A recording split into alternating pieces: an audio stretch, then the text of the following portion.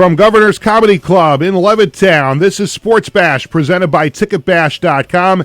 TicketBash.com, where memories are made affordable and where you'll never pay a service fee. Check out TicketBash.com for some great flyaway packages, including Jets versus Dolphins in Miami and Giants Falcons in Atlanta. Sports Bash is also presented by the Ryan Anthony Head Start Fund, a group of like-minded individuals trying to raise awareness to our future generations of all possibilities of success other than just going to college. For more information, visit www.lookwhomadeit.org.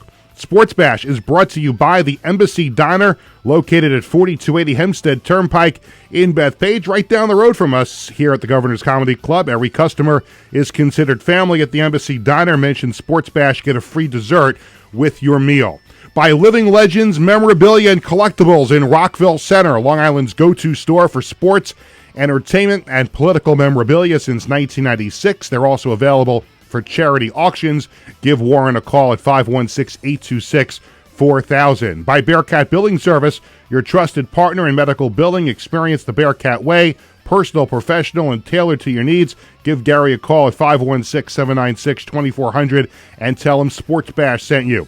By the Marty Lyons Foundation, the official charity of Sports Bash Media, the third annual Evening of Thanks Gala tonight at the Bourne Mansion in Oakdale. For more information, go to martylionsfoundation.org. And by Collaborate Studios, a content marketing production facility. For more info, call them at 516-509-8277. Well, hi again, everyone. I'm Peter Schwartz. Phone number to call on the program is 516-465-3990. That is the number to call. Make sure you're subscribing to Govs Comedy Club podcast on YouTube so you can get alerts to new shows and all the shows here on the Governor's Comedy Club YouTube podcast channel. And you can also comment along during the show. If you're a little bashful to call a sports talk show, you can always just comment on the YouTube page, so you can do that. Coming up later on the show, we'll talk to SNY contributor Anthony McCarron about the baseball postseason. We're also going to talk to Western Connecticut State head football coach Joe Loth about a very special game that will take place on Saturday in memory of a former coach. And we'll also have the Sports Bash Media poll question of the day. This segment of the show is presented by the Embassy Diner in Bethpage, where every customer is considered family. The Embassy Diner located at 4280 Hempstead Turnpike in Bethpage. And don't forget to mention Sports Bash. Get that free, delicious dessert with your meal. Before I get to my in-studio guest, a little game I'd like to play with the viewers and the listeners to the show. Found this sweatshirt in the closet this morning. And I don't have a prize to give away, but just a pat on the back if you want to comment or call the show, or maybe our guests will know what shirt I'm wearing. But if you can guess the name of the shirt, again, I don't have, maybe Tony Walker's got a T-shirt we can give out. No, I'm just kidding. But a nice pat on the back from the host would be appropriate if you know the team of the sweatshirt that I'm wearing. It's always great when the area has a brand new sports franchise. And here on Long Island, we are blessed to have, of course, the Islanders playing at UBS Arena. We've got the Long Island Ducks out in Suffolk County. And now we're going to have a brand new professional basketball team that's going to call Suffolk County home. They are the Suffolk County Stingrays of the brand new ABA, and their CEO, Eric Boyd, and head coach, and you'll know his name from his college basketball and NBA days, Donyell Marshall, are both in studio with us here on Sports Bash. Thank you guys for making the schlep from Suffolk County here to our studios. Thank you for having us. Same here. Thanks for having us. Let me start with Eric first, because listen, I know from being in this business a long time what kind of a project it is to get a sports franchise off the ground. Can you kind of tell us how this all came to be, and about your group, Sunrise Sports and Entertainment, bringing professional basketball to Long Island, joining another team? Obviously, the Long Island Nets are around the G League. They play in the Coliseum. But what's it been like for you trying to put this franchise together? It's been a lot. There's a couple of teams out here that are too favorable for having a new team. But we don't want to talk about that. But as far as Sunrise Sports Entertainment, we started in the high school situations to where we started back in 2020 to where we wanted to bring all the high schools from other states on the Christmas break to play against each other. So we hosted a game in Atlantic City with teams from Delaware, Maryland, some Brooklyn teams came down to play at Atlantic City. It was pretty good. So we also hosted a turkey bowl in Brooklyn at the Brooklyn Cyclones Stadium. So once we were into the sports situation, this kind of fell into our lap and saying, hey, you never know, you can have a professional team and see how it works. So I spoke to Joe Newman, who's the president of the league, spoke to his daughter. They kind of convinced me to try it. So I jumped in with both feet and hands, and so far so good. We've been lucky to get a great coach, Donyell Marshall, who came along just in time because we didn't have a coach. So when I met with him, he felt good about the meeting, and he decided to say, you know what, this feels good. I'm going to try it and see how it feels.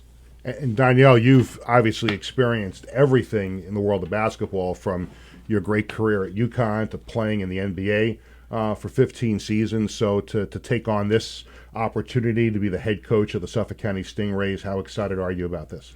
Definitely very excited. I retired in 2009 from playing in the NBA, and then my first year out, I did the pre- and post-game show for the Sixers. When I did it, we don't like the Sixers around here. I mean, especially after I'm that from playoffs. Philadelphia area. I grew up. That's who I still root for and stuff. I'm sorry. So, but we had a nice playoff series against the Knicks last year. I'm just kidding. So after that, I started coaching in college. I did that for a year. Then I coached in the G League for the Boston Celtics G League team. The main Celtics now, right? Yeah, they were the main Red Claws when I coached them. Now they're the main Celtics. Went back into college. Was fortunate enough, I was with a very good Buffalo team who had Nate Oates, the head coach of Alabama, was there. We made the tournament. I parlayed that into becoming the head coach at Central Connecticut State. I was there for 5 years. Things didn't work out there. After 5 years, we basically didn't renew contract. Then I've been in the G League for 3 years. And then I've been home, back here on Long Island for a couple months. Started on personal training. Mutual friend. I walk into the gym one day. He was like, "You want to be a head coach again?" I'm like, "Of course I do." He's like, "I got an opportunity for you." I sat down with Eric and a couple other people. I went home and sat on it for like a week or two, and then felt like it was a good opportunity, and now we're here. What was it about this opportunity that struck you and got the juices flowing again to want to get on the court and be on the sidelines again? Like I said, I've been coaching the last 3 years. Being an assistant and being a head coach are two totally different. I think for me to be able to run the team, have pretty much all the say-so into who I wanted to be on the team as far as from tryouts and, watching film, to be able to pretty much, Eric lets me run my program, let me do everything that I want to do. Unfortunately, guys have jobs, so we practice late at night. Like tonight, we practice at 9:30 at night, so I won't get home until like 11:30, 12 o'clock. But that's fine. I do this because I love it and hopefully help the kids get to where they want to be. But just to become a head coach and being able to run it the way I want to run it is what was appealing to me. Eric, I like the way you run a sports franchise because you let the coach do his job. You get out of the way. I wish you could, buy the Jets. I mean, that would be nice. That would be nice. So you could get. That would be nice. I don't like the owners that meddle unless they just hire the right. My opinion has always been it starts at the top. Right. So you hire the right people, you stay out of the way, and you let them run it. And so I'm curious what struck you, what attracted you to Donyell? Obviously, he's got the resume, both coaching and playing. So what were some of the intangibles that stuck out for you about Donyell to make him the first coach of the Stingrays? Well, he did say that he was familiar with the league, and it's one of his family members that did play in it. So we felt like that was a plus because he understands what the league is about. The league is about kids coming in that couldn't get an opportunity to play in Division II or Division I or whatever, and get an opportunity to bolster to make their ability in good film to where we can send it to an agent, and the agent can shop you around either overseas or maybe go to the G League. Because he understands what the league is about. I better stop my phone there from the... Yeah, So basically, the ABA is basically there to help individuals because there's a lot of basketball. Basketball is international. So there's a lot of kids that go overseas and come back. And when they're coming back from overseas, they sit at home and they watch TV all day, or they get a job somewhere else. So feel like we're in the position to say, fine, we got a great coach who understands the situation. He's going to train you.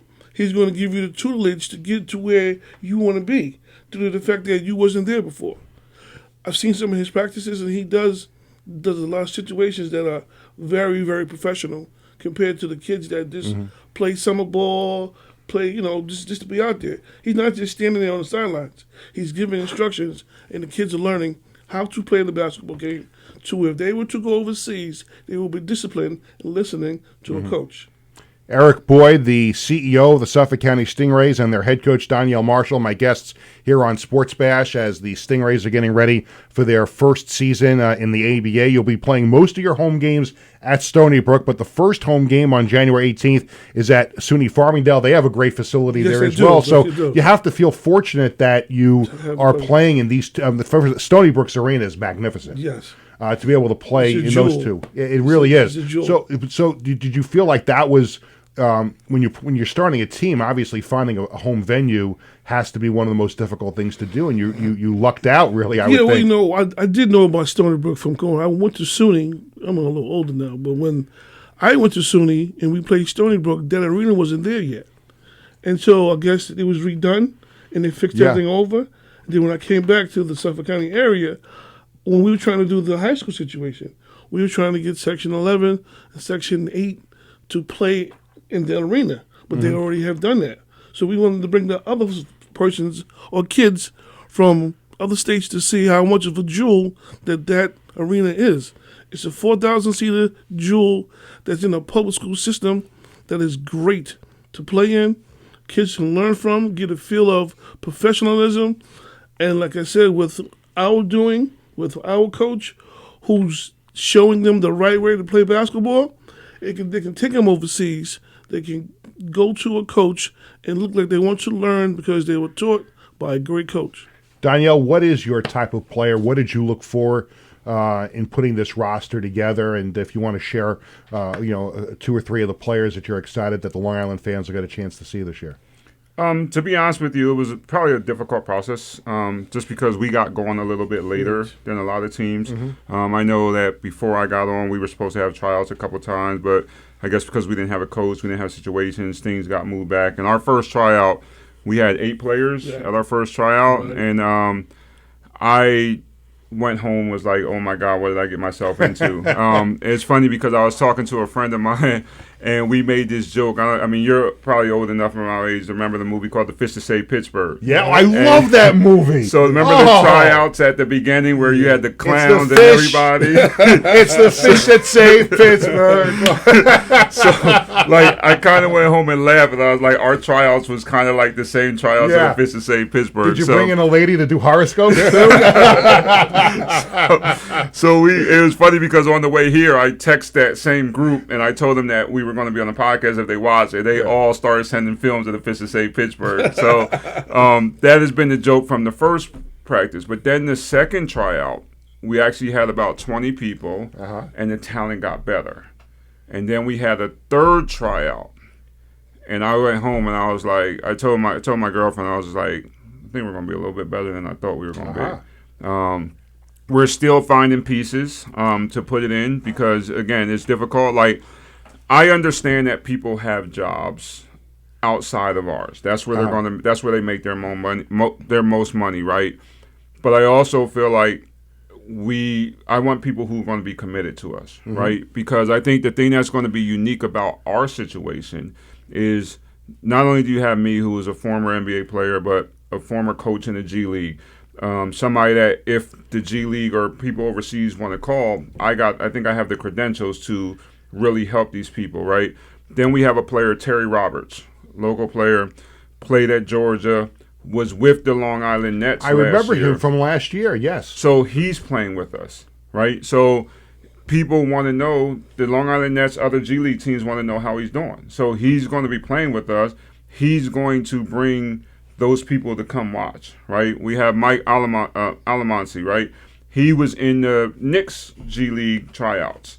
So we have people on our team who has been in the G League where there's GMs and those scouts are going to come watch us play. We have a unique situation when it comes to that, and that's why I feel like our team is going to be okay. Like we like I said, we still have a couple spots we're trying to fill, and I think if we can fill those with the right people over the next week or two, I think we actually have a chance to be really good. Now, you have to find the right coach, Eric, which certainly sounds and appears that you did in Donyell Marshall, and now he's finding the right players to put a winning team. But you have to look good when you're a professional sports team, right? Yeah, I mean, it's all about the look and the swag, right? At least my kids say that. And you brought your game jersey. Well, that's the practice jersey. This is the practice jersey, but the logo and the colors pop out. Tony, if we can get a shot at the Stingrays jersey. So this is the practice jersey, but the logo is fantastic. How did you guys come up with? First of all, how did you come up with Stingrays, and then who designed the logo? Yeah, that was a funny situation. I went to the Bahamas. And you didn't bring me? You didn't bring anybody else along? Oh my God! A couple of years ago, and I went to the Atlantis. You know that big resort? Yeah. Okay. And I saw the tank, and the tank had sharks, and they had stingrays. So I said, "Oh, it stayed in my brain." So when I come out to Long Island, I couldn't say the whales, I couldn't say the sharks because that's already Suffolk County. So I remember being in Jamaica, in the Bahamas, and saw the tank that had the stingrays and the sharks swimming together. So we said stingrays. I like it. Are you a fan of the logo? Do you like it? I like it. That's why I keep texting Eric and asking when the link is going to go up, because my CrossFit brothers who are waiting to come to the game, they're waiting to come. They want their gear. I have a group of fantasy football. We play Tom, Cole, Pete, another Tom, Adam. My girlfriend's friends, Laura and Kate and Janann and Caroline, they're all ready to come. Like, they want their gear. They want to come. They're coming to support. And, that's why I feel like, we're going to have a unique situation. I know, for us playing in Stony Brook, a lot of the other teams that I see, they're playing in the YMCAs. They're playing in small high schools. I think that's the thing that's good for us. And I think, I've told Eric, is we have people that are ready to come and watch. Our CrossFit will there be a 4X? Will there be something in a 4X? 4X will be there, yeah. You got. I just want to make sure I get taken care of. Special order. I had a 4X too, right? Yeah, it's amazing that sometimes it's difficult for the big guys to find some of the swag. It's a whole process. Donyell, I just wanted to go back a little bit since you're here, and I mentioned before the long career you had in the NBA, but it all started from a national perspective for you at UConn and having those great seasons that you had there. When you think back to it, how important were those years for you at UConn, and how it shaped the rest of your basketball career? I think they were very important. I think a lot of people don't realize. It's funny being here in New York now. I get a lot of people messing with me. One, because I was going to commit to Syracuse. Okay. Right. I wanted to commit there early because Billy Owens is from around my area in Pennsylvania. So he's a little older. That's who I grew up idolizing and stuff. I was going to sign with Syracuse. My mom didn't. My mom wasn't really a fan of Jim Boeheim. She thought he was a little too lenient. She wanted to have somebody who was going to be more structured, more on me when she wasn't around. That's pretty much how I committed to UConn. Calhoun, I remember being on my official visit, they lost the exhibition game the night before, and they ended up having a 4-hour practice, and I was just I don't think I can do this. But for me, it ended up being the best thing. Big East Player of the Year, 93, 94. That's what I'm saying. It helped me grow. Yeah. I also I wanted to go to a team because if you look at my freshman year, they had a player named Chris Smith, who's the all-time leading scorer at UConn. My sophomore year, Scott Burrell was the guy. So I didn't want to necessarily be the man right away. I wanted to be able to learn because everywhere I've been a late bloomer. So I felt that was the right situation for me. And then junior year had a lot of great games. One that I get a lot of slack for around here is the games against St. John's.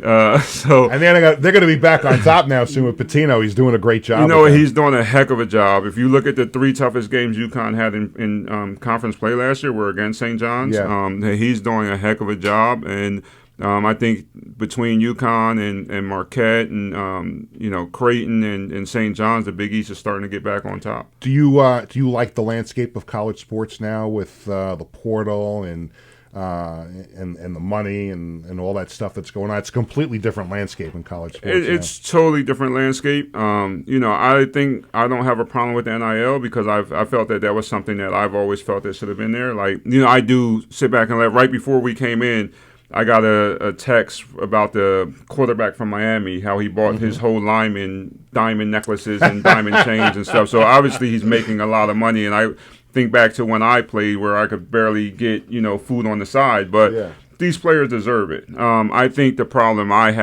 biggest problem I have is probably the transfer portal. Yeah. I think that needs to get under control a little bit. It's the chaos. It's definitely a chaos. And I also feel like it's hurting high school kids, because like, a lot of teams aren't even recruiting high school kids anymore. They're recruiting the portal, and high school kids are becoming secondary. And so you're getting really good players that are going down to Division II and Division III. And that's in every sport. It's not just in basketball. Exactly. It's all over the place. Exactly, right? And stuff. But I just think again, I feel like you should have the freedom to be able to transfer, but I think it just needs to get under control a little bit. Eric, let me close with you. Obviously, again, congratulations on forming the Suffolk County Stingrays. For people who want to get ticket information and schedules and all that stuff, and and find out about the latest about the Stingrays, how can they do that? They can go to our website. It's the abastingrays.com, and we have a website there. We have an Instagram page at Stingray. Yes, I think it's ABA Stingrays, right? Yeah, ABA Stingrays. Yeah, and there are links. We'll have our links on there. We're hooked up with Ticket Bash to where we can have our tickets on certain avenues, as far as Ticketmaster, Vivid, SeatGeek, whatever he hosts on his. You're talking about Vinny Tickets, the CEO of Ticket Bash, right? Partners with the Stingrays. Yes. Well, I can't thank you both enough for coming in, and congratulations. Best of luck. I can't wait to come out and see a game. Hopefully sporting some Stingray swag. If you can sew a few shirts together, that'll fit me. Can I try to name that team? Oh, yeah, name the team. Hudson Valley Renegades. That is incorrect. Oh, okay. That's right. I could tell now. It's we're friends. It's the New York, New Jersey Hitmen from the XFL. Oh, back in 2000. I was their radio announcer in 2001. Okay. So that's what it was. Okay. Yeah. But I know they sold a lot of merch, so you guys got a great logo. Yeah, the merch is coming. You're going to do well with that. Yeah, the merch is coming. Thank you guys very much for coming in. Enjoy. Looking forward to coming to a game. Thank you for having us. Still more to come on Sports Bash. Coming up next, I'm going to be joined by SNY contributor Anthony McCarron. It's a busy offseason coming up for the Yankees, the Mets, and all of Major League Baseball, and Anthony is going to join me to talk about it when we come back right after this.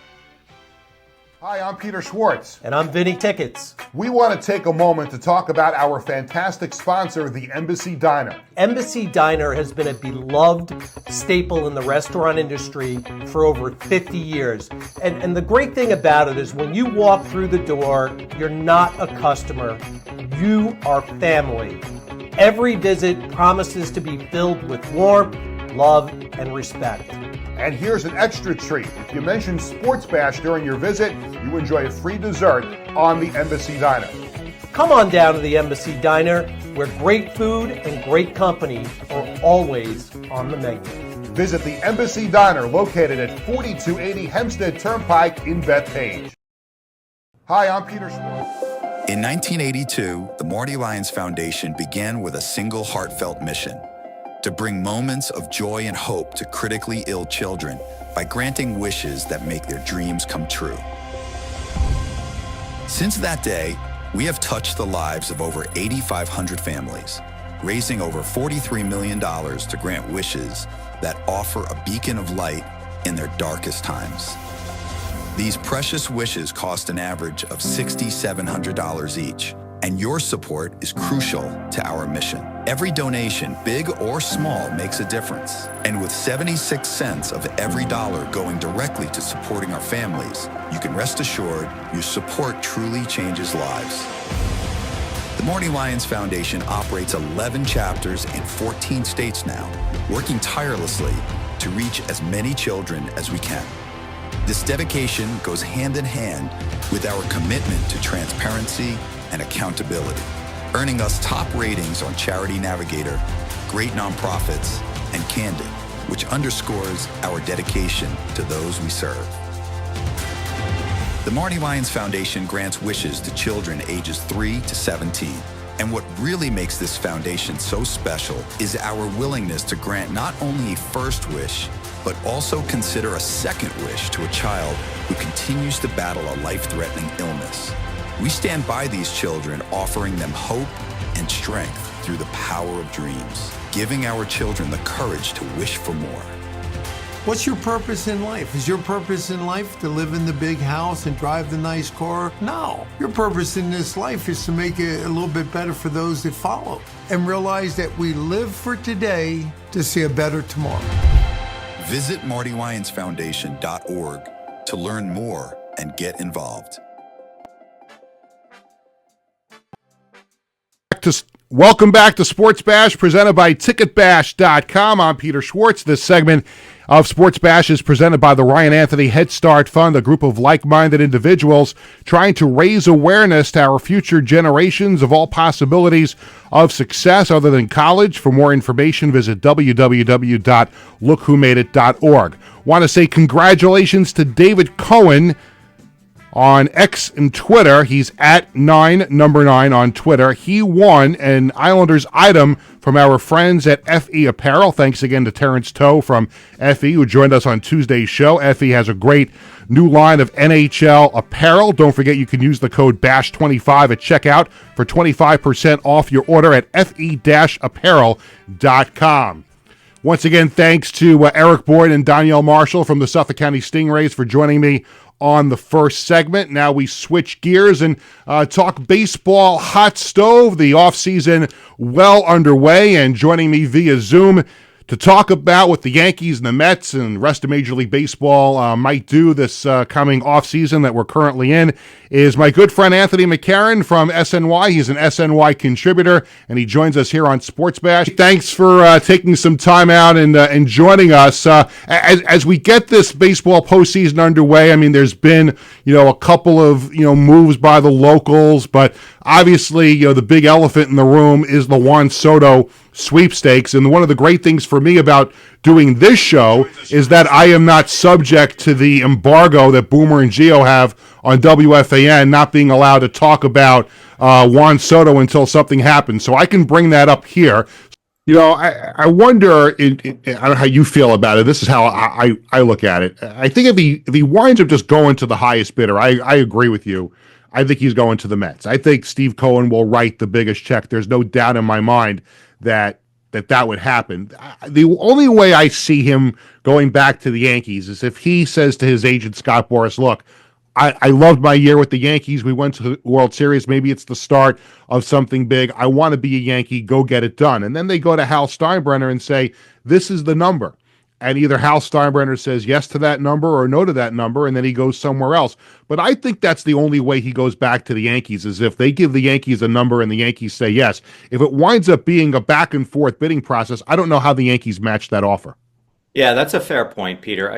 One of the things that's also, to me, so interesting about this contest is, does Juan Soto want to end up in Monument Park? Does that mean anything to him? Or does he want to, on the other hand, does he want to be the greatest position player that the Mets have ever had on their team? Which, if he signs a long-term deal with the Mets and produces at anything like the level he has in his career, he'll be their greatest position player within a few years. And, would go into the Hall of Fame as a Met, blah, blah, blah, if things keep going that way. I don't think we know enough about Juan Soto to know whether either of those things mean anything to him. I know they mean something to fans, and I know you think that there are players out there who that kind of stuff really speaks to. So I wonder how that all fits in. Or look, maybe he wants to go to Toronto and play with Vlad Jr., at least for a year, and become, the most famous and best baseball player in an entire country. It just came to me. He's going to go play for the Savannah Bananas. Oh man, can you imagine 1,000 across the board and on base percentage, and it would just be ridiculous. Yeah, it would be crazy. Anthony McCarron, SNY contributor, is my guest here on Sports Bash as we talk about the baseball postseason. Let me get specifically into the Yankees and Mets, and obviously it was a really special baseball season, and I think we can safely say that, even though it didn't result in a world championship, but the Yankees got to the World Series against the Dodgers, and the Mets, obviously, they came out of nowhere, no expectations really at the beginning of the year, and they fight at the end of the year, get in the playoffs, and shock the Brewers, get past the Phillies, and lose to the Dodgers. Then the Yankees wind up losing to the Dodgers in the World Series. Let me start with the Yankees. The Juan Soto sweepstakes aside, what do you think is on their to-do list during the offseason? Where can they get better, and what do you think winds up happening? Maybe a player or two you think the Yankees are going to target this offseason. Well, the first thing they need to do, in my mind, and I know this has been a topic following that nightmarish inning in the World Series clincher for LA, where the Yankees just were abysmal in the field and let a game get away there. They're not a good fundamental team. And I know that Brian Cashman and Aaron Boone have pushed back a little bit on that, and that's fine. I know they're defending the flag there, and I get it. But I don't think that they can feel in their heart of hearts that they're anything more than a poor fundamental team. I know the fifth inning of the Dodger game in Game 5 was not an example of the usual culprits on the Yankees doing poor fundamental things. I mean, Aaron Judge is a good outfielder. He dropped a fly ball. Anthony Volpe is a good defensive shortstop, and he made a poor throw. I don't know what happened on Rizzo and Cole at first base, but whatever. We don't need to dissect each thing. But yeah, I'm actually sick of talking about it, but I figure I have to ask you about it. Yeah. But throughout the season, they made it pretty clear that kind of bungling was in their DNA. It hurt them earlier in the World Series, and it was obvious. And so that was a thread throughout the entire 2024 year. It's something that has to change. Part of it, and I don't mean this as a slam at Aaron Judge, I wonder if they would be better with him out of center field, just because the wear and tear on him would be less. Mm-hmm. He's already an incredible offensive player.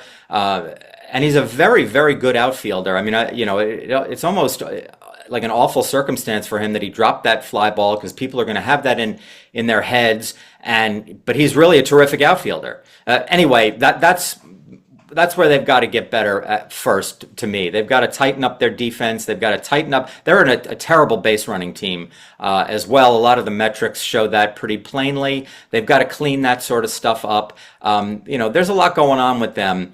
They need to retool the bullpen. They've got some free agents there. They need to figure out where does Jazz Chisholm play, second base, third base, and if he's not, whichever one he's not at, who plays at the other one. Willie Adames to me comes to mind as a potential third baseman for them.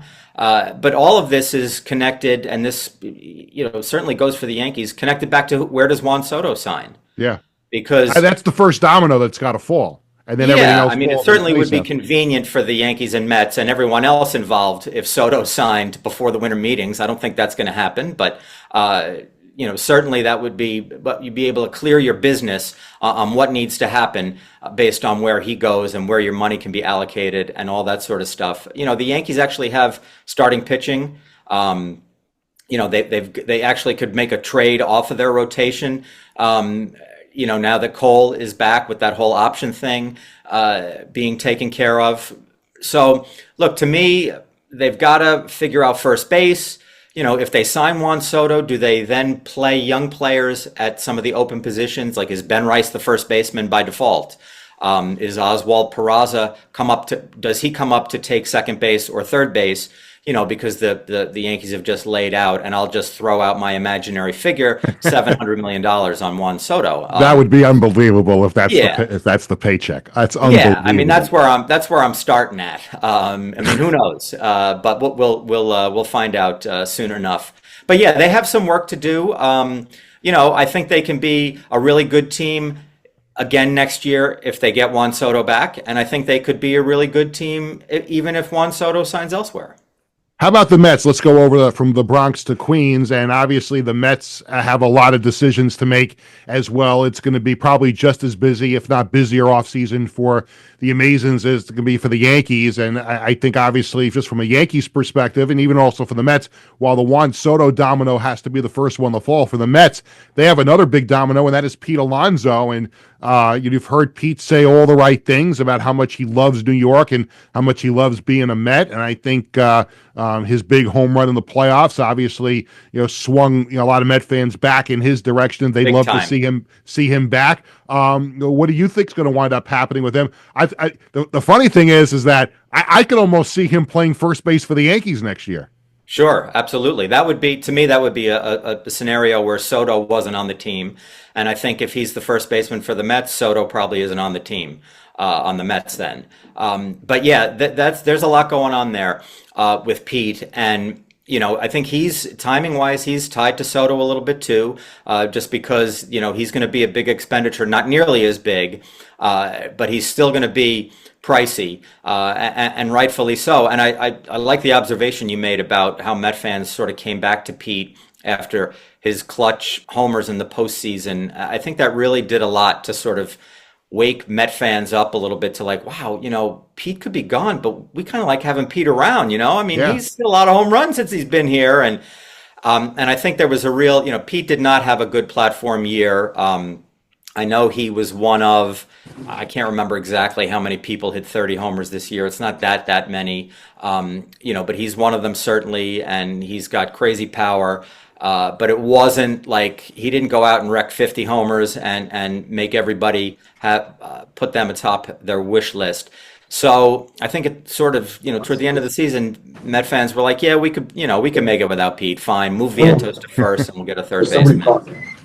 And, I'm sorry. I didn't know if you were done there, but aside from Juan Soto, another player that the Yankees and Mets are also going to battle for is Japanese pitcher Roki Sasaki, a 23-year-old from Chiba Lottie Marines, and he just got posted, and he's going to go to the open bidder. He doesn't fall under the older player rules. He's going to go, and he's got to, I guess there's a certain restriction on how much they could pay him, but it's going to be money really has nothing to do with this one. All 30 teams can afford him. Right. So it's only what they can pay in their international bonus pool.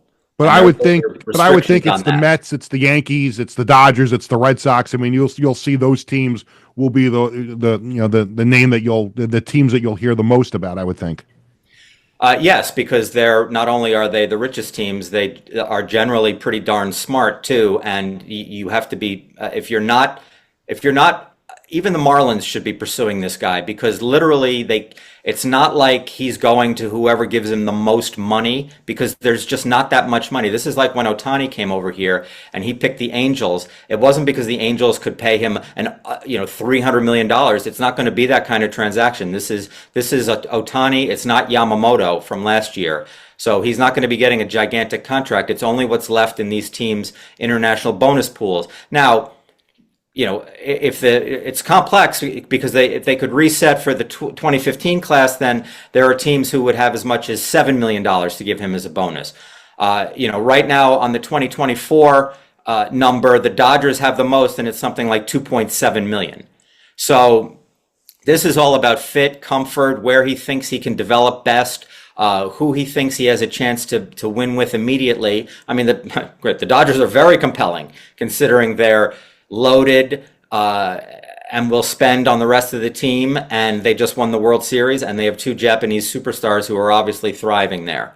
Yu Darvish, he is apparently very close with Sasaki, and so the Padres loom as a potential here, as well as do the Mets and Yankees. But 23-year-old guys who throw 102 and have already succeeded at an enormous professional level in another country don't come on the market that often, which is why every team ought to be involved in this and looking hard, and the Mets and Yankees are going to be right at the forefront.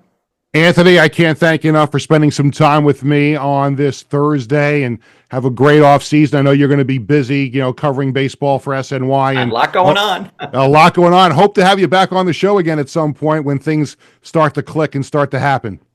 Absolutely. Anthony McCarron, SNY contributor, joining us here on Sports Bash, and we thank him once again. It's always great to talk with him. Coming up on the show, I'm going to be joined by Western Connecticut State head football coach Joe Loth to talk about a very special game that'll be played on Saturday. That's when Sports Bash comes back right after this. I'm Peter Schwartz. And I'm Vinny Tickets. We want to take a moment to talk about our fantastic sponsor, the Embassy Diner. Embassy Diner has been a beloved staple in the restaurant industry for over 50 years. And the great thing about it is when you walk through the door, you're not a customer, you are family. Every visit promises to be filled with warmth, love, and respect. And here's an extra treat. If you mention Sports Bash during your visit, you enjoy a free dessert on the Embassy Diner. Come on down to the Embassy Diner, where great food and great company are always on the menu. Visit the Embassy Diner, located at 4280 Hempstead Turnpike in Bethpage. In 1982, the Marty Lyons Foundation began with a single heartfelt mission: to bring moments of joy and hope to critically ill children by granting wishes that make their dreams come true. Since that day, we have touched the lives of over 8,500 families, raising over $43 million to grant wishes that offer a beacon of light in their darkest times. These precious wishes cost an average of $6,700 each, and your support is crucial to our mission. Every donation, big or small, makes a difference. And with 76 cents of every dollar going directly to supporting our families, you can rest assured your support truly changes lives. The Marty Lyons Foundation operates 11 chapters in 14 states now, working tirelessly to reach as many children as we can. This dedication goes hand in hand with our commitment to transparency and accountability, earning us top ratings on Charity Navigator, Great Nonprofits, and Candid, which underscores our dedication to those we serve. The Marty Lyons Foundation grants wishes to children ages 3 to 17. And what really makes this foundation so special is our willingness to grant not only a first wish, but also consider a second wish to a child who continues to battle a life-threatening illness. We stand by these children, offering them hope and strength through the power of dreams, giving our children the courage to wish for more. What's your purpose in life? Is your purpose in life to live in the big house and drive the nice car? No. Your purpose in this life is to make it a little bit better for those that follow, and realize that we live for today to see a better tomorrow. Visit MartyLyonsFoundation.org to learn more and get involved. Welcome back to Sports Bash. 516-465-3990 is the number to call. Make sure you're subscribing to Govs Comedy Club podcast on YouTube. This segment of Sports Bash is presented by TicketBash.com, where you'll never pay a service fee. Check out TicketBash.com for some great flyaway packages, including Jets versus Dolphins in Miami and Giants versus Falcons in Atlanta. Sean Salisbury was a linebacker for Vermont State University Castleton and graduated in 2012. It was at his alma mater, that in Simsbury, Connecticut native. Also had his first coaching job. Salisbury would go on to be an assistant coach for Western Connecticut State, but tragically passed away as a result of a car accident a couple of years ago in 2022. This Saturday, WestCon will host Castleton in the first annual Sean Salisbury Classic, 2 p.m. at the Westside Athletic Complex in Danbury, Connecticut on the WestCon campus. Joining me to talk about the game and the impact that Sean Salisbury had at both schools is WestCon head coach Joe Loth. Joe, it's Peter. How are you? Great hearing from you, and I really appreciate the opportunity to talk about this game.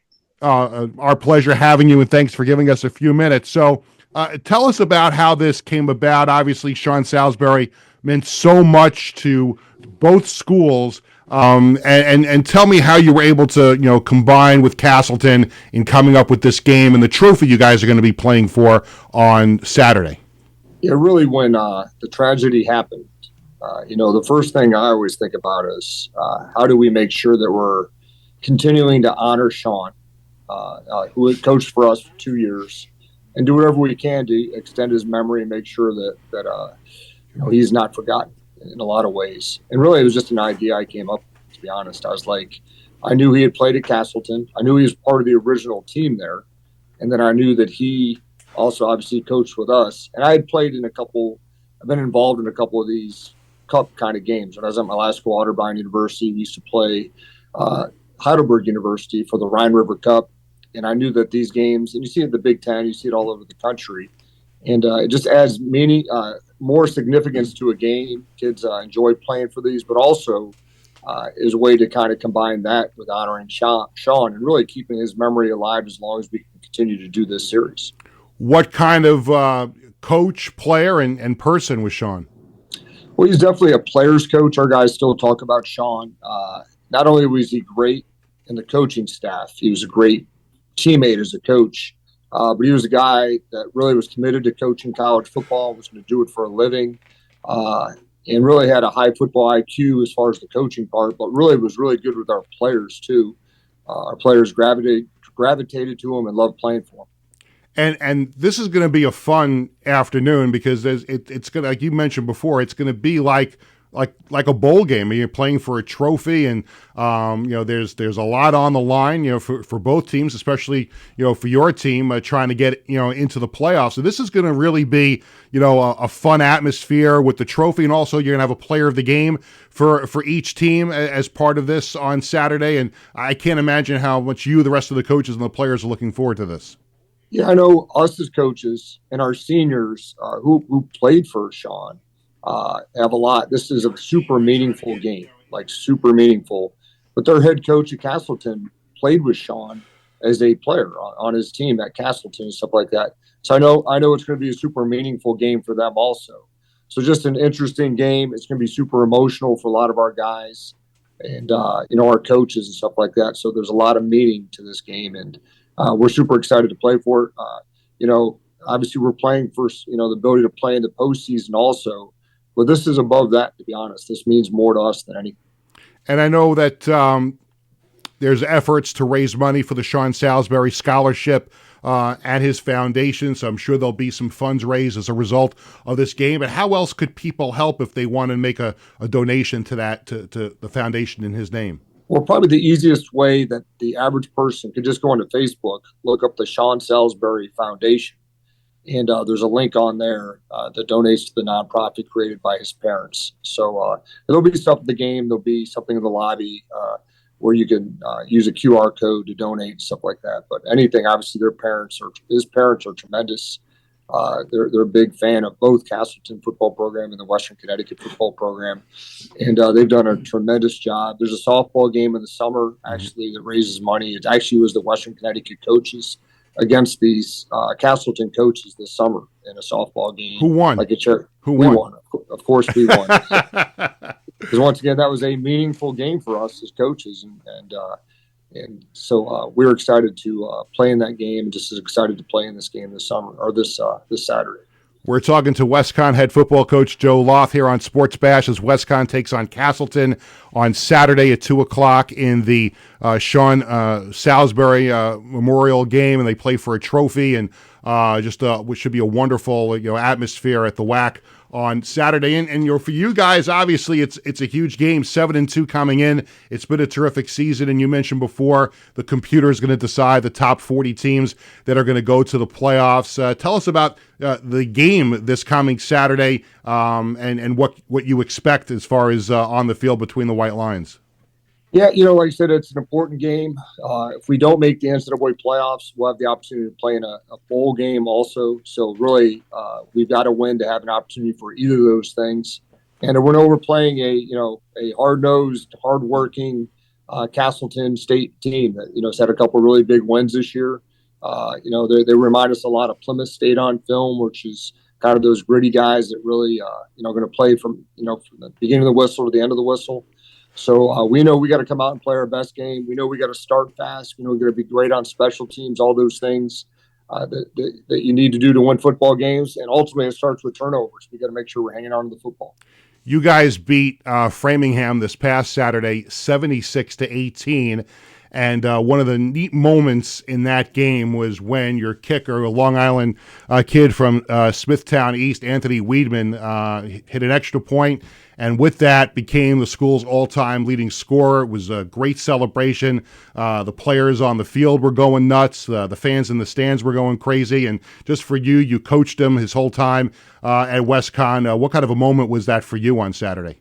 That was great because Anthony's a great kid. And we have over 50 Long Island guys on our team. So we are a New York City-based team, a bunch of New York City kids, Long Island guys, Hudson Valley guys. And really, to be able to coach Anthony, who came back for his, his fifth year to play for us, for him to break the school record. He's a great kid. He's great in the weight room. He's great in the classroom. Going to be great in life. It's the joy of coaching when you have the ability to coach kids like Anthony Weedman. Long Island is very important to you, and I know that, and you mentioned over 50 players on the team are from Long Island, and it's interesting because here on the island, there's U.S. Merchant Marine Academy as far as a Division III school, and there really isn't anything other than that here on the island, and kids who are looking for a Division III football school, and a lot of them, go to the the Cortlands and the Buffalo States and places like that. But the hidden gem there is your school in WestCon, very, very close, an hour and a half away from some places on Long Island, and I would imagine that is a very, very important part of your recruiting process, is looking for the best players here on Long Island. Yeah, without a question. Our starting quarterback's a kid named John Giller from Massapequa. We have so many Long Island guys, and for us, recruiting pitch-wise, we're an hour and 20, 2 hours at the most for Long Island guys. I know for them to go upstate, Brockport, Cortland, all those schools, sometimes 5, 6, 7, 8 hours.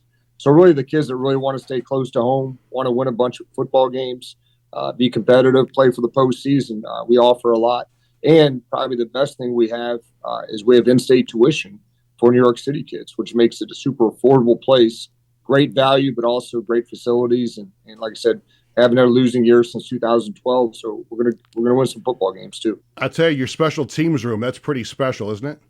Yeah, really. We have our returner. I think Serge, who is a step-in-at kid, is third in the nation in punt returns, and Anthony's a great kicker, great punter. Special teams have been a key for us. It's going to be a key for us on Saturday too. I have to ask you a question because, listen, just to be completely transparent, people who watch the show know this, and people that follow me on my other platforms know my son Bradley is a freshman on your football team, a student athlete at WestCon, and I don't know if he followed through on this homework assignment that I gave him at the beginning of the year, but I know that you're a big Cleveland Browns fan.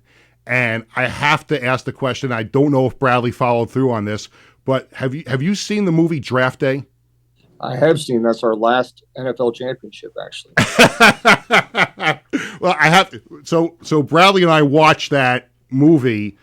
We've watched it just about every year right before the NFL draft, and all we do sometimes is we're having a conversation about something, and we just go back and forth with quotes from the movie. So I just wanted to make sure that he brought that up to you. Yeah, he did bring that up, but luckily we have our Cavs and our Guardians or Indians, because the Browns will break our hearts every year. Not that the Cavs and Indians won't break our hearts, but the Browns will definitely break our hearts in Cleveland more than anything. Absolutely, and just want to make sure he's been behaving, right?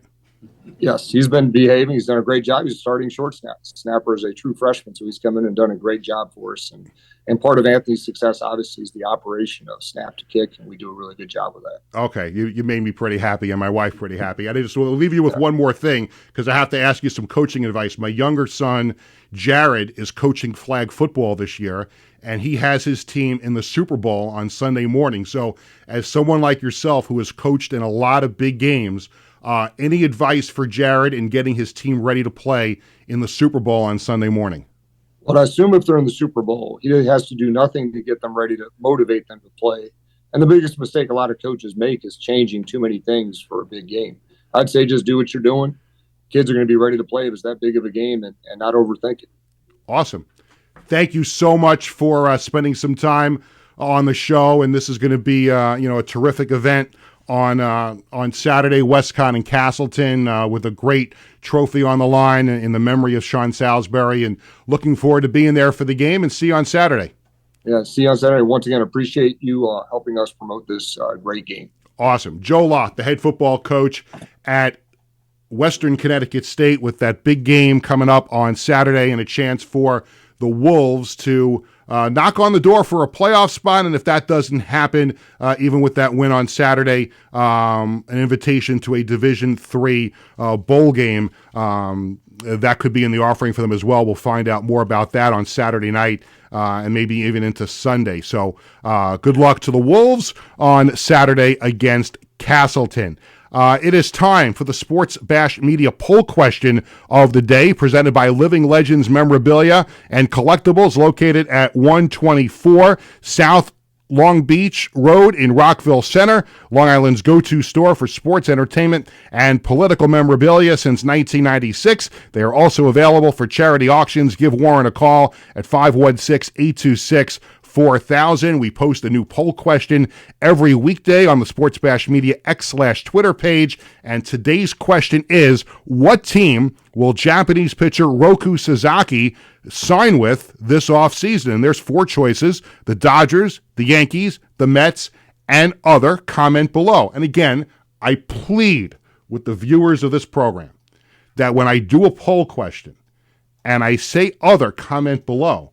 Don't just check off comment and leave everything blank. You actually have to comment on the show. I mean, it's as simple as that. So Dodgers, Yankees, Mets, or other, comment below, and we'll see what the results are on the program. We're going to go to the phone lines. Who do we got? We got Glenn. Glenn from Flushing is on the line. Glenn, what's up, buddy? Hey, how you doing, Pete? I came in a little late, so I'm going to have to rewatch the interview with, was it Chris McCarron? Anthony McCarron. Anthony McCarron. I'm sorry. What's the matter? Your SNY subscription run out that you didn't know who it was? Yeah, I was just a little mixed up. I had seen yesterday, before I get to our Division III football talk, I had seen a probable lineup. You see those all the time. And they had Vientos batting third, playing first base next year with Brett Beatty.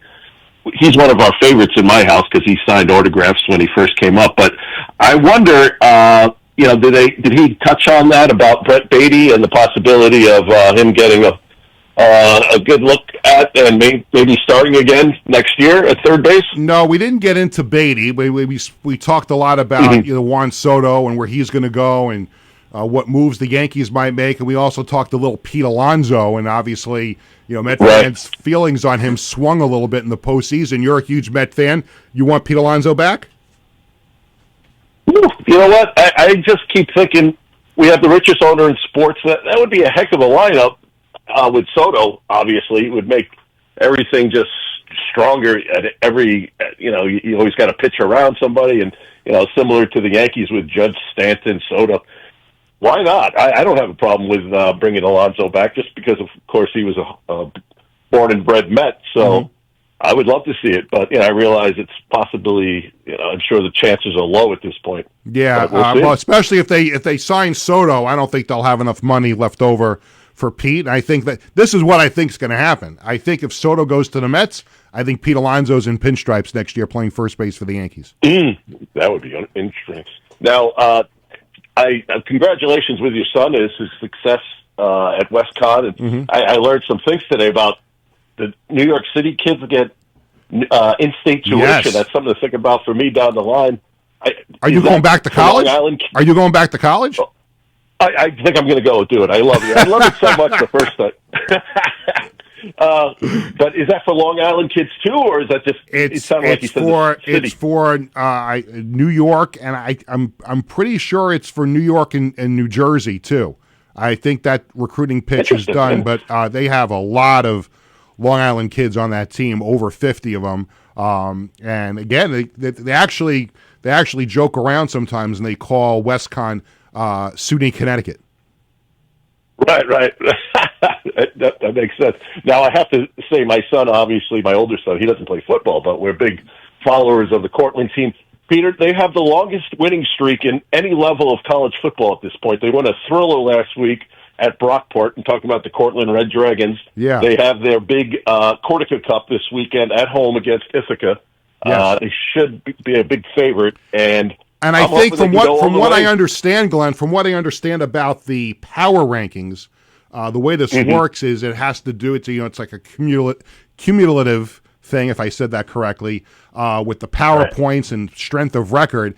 And it sounds like to me that WestCon can be aided if Ithaca beats Cortland, because then if Cortland loses a game, it affects other teams that they lost to during the course of the season. I'm not smart enough to understand how that all works. I just want to make sure that not only this week, but we get one more WestCon Wolves football game next week as well. Well, I wish you best of luck, but I can't root for against Cortland. But I understand that, but just because we can't agree on that doesn't mean we can't still be friends. Oh, yes. I hope Cortland plays WestCon in the future, maybe. That would be nice. Well, yeah, we'll see what happens. We'll see how that all plays out. Thank you very much, Glenn, for the call. All right, Pete. All the best. Take care. Thank you. You too. I do want to get to some comments that were made earlier in the show. I'm going on the YouTube chat. Jake Kristen said Stingrays for life, and we loved having the guys from the Suffolk County Stingrays in the show. Of course, my son Bradley had to poke his nose into our business here, and he did know, of course, that my sweatshirt was the New York, New Jersey Hitmen of the XFL. But here's where you were wrong, buddy.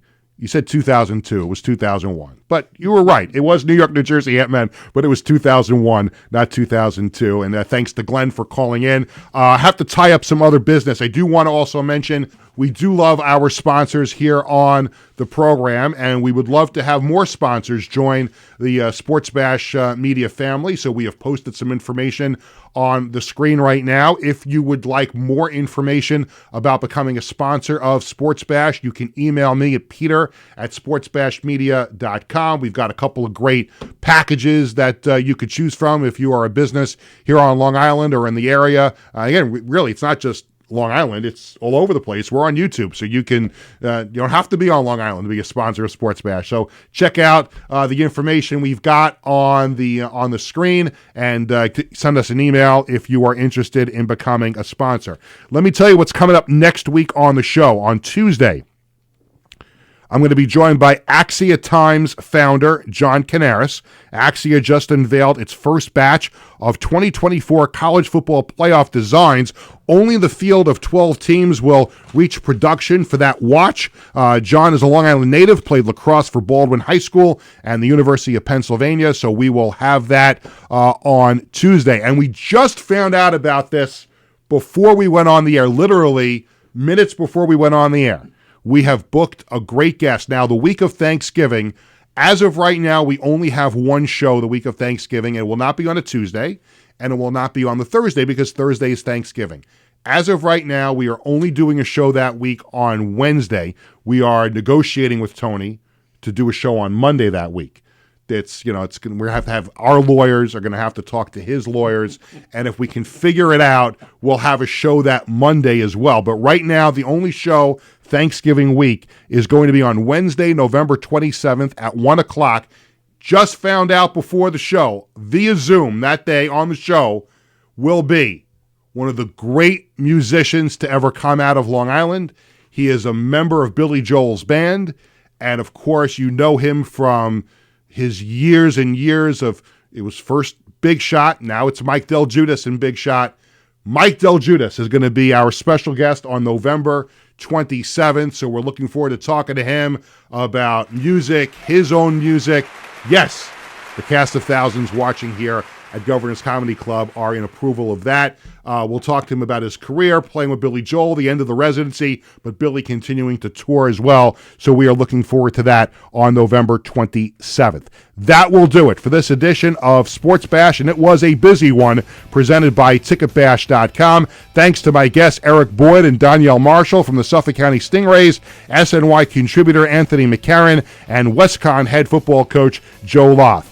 Also thanks to Tony Walker and everyone here at Governor's Comedy Club in Levittown. Sports Bash is presented by TicketBash.com and the Ryan Anthony Head Start Fund. Sports Bash is sponsored by the Embassy Diner in Bethpage, by Living Legends Memorabilia in Rockville Center, by Bearcat Billing Service, the Marty Lyons Foundation, and Collaborative Studios. For our entire crew, I'm Peter Schwartz saying thank you for watching and listening. Sports Bash returns this coming Tuesday at 1 o'clock. Have a great weekend, everyone.